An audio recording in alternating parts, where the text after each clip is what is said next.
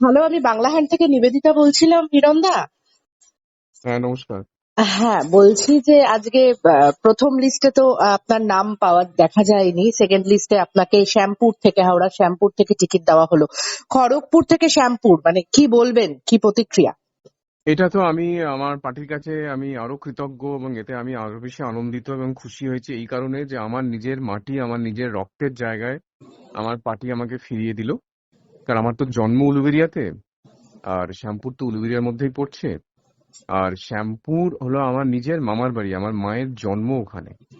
আমার দাদু অশ্বিনী ভট্টাচার্য ওখানে স্কুলে হেডমাস্টার মশাই ছিলেন, তো ফলে আমার ছোটবেলায় মায়ের হাত ধরে ধরে আমি মামার বাড়িতে যেতাম এবং নৌকা পেরিয়ে বা নদীতে নদী ছিল, নৌকা পেরিয়ে মামার বাড়ি যেতাম মাটির রাস্তা দিয়ে হেঁটে হেঁটে। তো সেই স্মৃতি আমার এখনো মনে পড়ছে যে আমি কৃতজ্ঞ আমার পার্টির কাছে যে শ্যামপুর আগামী 50 বছর আগে যেরকম ছিল, সেখানে কোনো হাসপাতাল ছিল না, হুম। ঠিকঠাক কোনো কলেজ ছিল না, বা কোনো ব্রিজ ছিল না। তো আজকেও সেগুলো নেই। তো ফলে আমি আশা করব যে আগামী 5 বছর প্রধানমন্ত্রী নরেন্দ্র মোদীজির সুশাসনেতে এবং ওনার গাইডেন্সেতে আগামী 5 বছর যে জিনিসগুলো ছিল, নেই এখনো, শ্যামপুরের মানুষ যেগুলো থেকে বঞ্চিত, হাসপাতাল, ঠিক ভালো কলেজ এবং ব্রিজ, সেগুলো আপ্রাণ চেষ্টা করব করার। যেভাবে খড়গপুরকে বদলেছি গত 5 বছরেতে, সেভাবে শ্যামপুরকেও প্রধানমন্ত্রী নরেন্দ্র মোদীজির আশীর্বাদে আমরা বদলাবো। হ্যাঁ, মানে আপনাকে দেখা গিয়েছে খড়গপুরে, মানে আপনি একদম মাটি কামড়ে পড়েছিলেন। তো শ্যামপুরেও কি ঠিক সেইভাবেই মানুষ আপনাকে পাবে, শ্যামপুরবাসীও? না, আমার তো আরো সুবিধা হলো, কারণ আমার জন্ম উলবেড়িয়া, আমার মামার বাড়ি আমার শ্যামপুর। তো এটা তো আমার কাছে একটা বিরাট বড় পাওনা, বিরাট বিরাট বড় পাওনা এটা আমার জীবনে। হ্যাঁ, কিন্তু দেখুন, আমি তো ছোটবেলা থেকেই প্রতিদ্বন্দ্বীদের বাইরে, উদ্দেশ্যে কি মানে আমি বলবেন?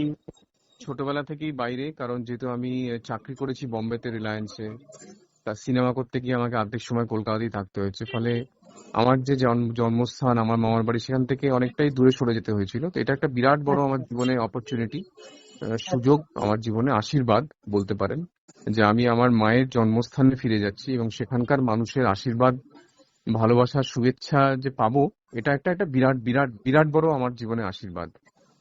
তৃণমূল কংগ্রেসের প্রার্থীর উদ্দেশ্যে কি বলবেন? সেখানে তো যথেষ্ট মানে টাফ ফাইট কি হতে চলেছে, কি বলবেন প্রতিদ্বন্দ্বীর উদ্দেশ্যে? না না, আমি ওনাকে আমার প্রণাম জানাবো, আমার প্রণাম জানাবো ওনাকে, এবং আমি চাইবো যে উনিও যেন চান ভারতীয় জনতা পার্টি জিতুক।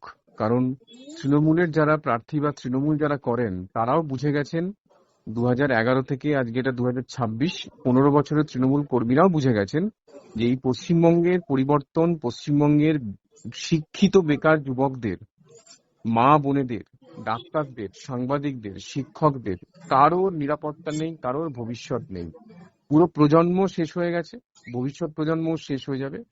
সেই জন্য যারা তৃণমূল করছেন, যারা বাইরে থেকে তো চেঞ্জ করতে পারবেন না যারা, কিন্তু যারা মন থেকে বিজেপি হয়েছেন, কারণ তারা জানেন যে বিজেপি যদি না আসে, তাহলে তার ছেলে মেয়ে, তার প্রজন্ম, তার পরের প্রজন্মটাও নষ্ট হয়ে যাবে। সেটা আমি চাইবো যে উনিও বিজেপির সরকার আনার জন্য উনিও চেষ্টা করুন, তাতে অ্যাটলিস্ট সবার ভালো হবে, পশ্চিমবঙ্গের ভালো হবে। দেখুন, এই রাজনৈতিক যে লড়াই 2026-এর, এটা কোনো রাজনৈতিক লড়াই নয়। এই নির্বাচন কোনো রাজনীতির নির্বাচন নয়, লড়াইয়ের মঞ্চ নয়। এটা এটা পশ্চিমবঙ্গবাসীর লড়াই, এটা পশ্চিমবঙ্গের পরিবর্তনের লড়াই। 2026 পশ্চিমবঙ্গের পরিবর্তনের দিশা দেখাবে। 2026 যদি পরিবর্তন না হয়, তাহলে এই পশ্চিমবঙ্গে আগামী 100 বছরও হবে না। এবং যেভাবে একদম পশ্চিমবঙ্গের একদম। ছেলেরা ব্যাঙ্গালোর, হায়দ্রাবাদ, বম্বে, চেন্নাই, উড়িষ্যা, বিহার, ইউপি চলে যাচ্ছে, তো পশ্চিমবঙ্গের সব ছেলেদেরকে পশ্চিমবঙ্গ ছেড়ে চলে যেতে হবে। মানে প্রত্যেক বাড়িতে তার বাবা মা, বৃদ্ধ বাবা মা একা একা থাকবেন, ছেলেরা বাইরে চাকরি করবে, তারা ওখান থেকে টাকা পাবে, কিন্তু তার সংসার, তার স্ত্রী, তার ছেলে মেয়ে, তার ভাই বোন, তারা সব থেকে বঞ্চিত হবে। একদম একদম, ধন্যবাদ দাদা। আরো ভালো ভালো খবর দেখতে সাবস্ক্রাইব করুন বাংলা হান্টের ইউটিউব চ্যানেল। বাংলা হান্টের আরো খবর দেখতে নজর রাখুন। বাংলা খবর মানেই বাংলা হান্ট।